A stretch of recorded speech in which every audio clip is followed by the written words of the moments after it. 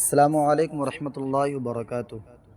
नाज़रीन, आप जानते होंगे इस कुएं को, जो कि ये एक तारीख़ी कुआं है और ये दारुल उलूम देवबंद के अंदर है। ये कुआं जिस जगह पर वाक़े है, यहाँ पर एक मुलसरी का दरख्त भी है, इसलिए इस कुएं को कहा जाता है मुलसरी का कुआं।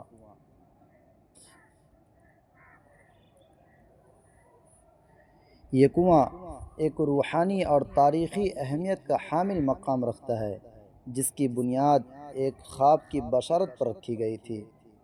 ये ख्वाब दारुल उलूम देवबंद के दूसरे मुहतमिम हज़रत शाह रफ़ीउद्दीन साहब रहमतुल्लाह अलैह ने देखा था।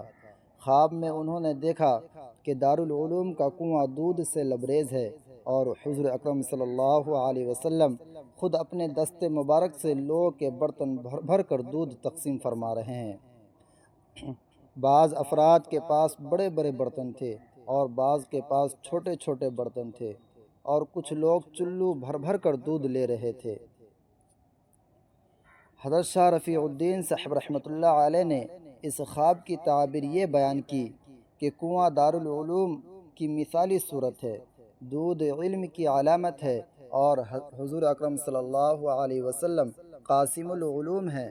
बर्तनों का छोटा बड़ा होना तलबा की इल्मी इस्तेदाद की नुमाइंदगी करता है, यानी हर तालिब इल्म अपनी इल्म की सलाहियत के मुताबिक इल्म हासिल करेगा, लेकिन कोई भी महरूम नहीं रहेगा। ये ख्वाब दारुल उलूम देवबंद की रूहानी बुनियादों और इल्म के फैज़ान की अलामत है, जो आज भी इस इदारे की इल्मी खिदमात में झलकता है।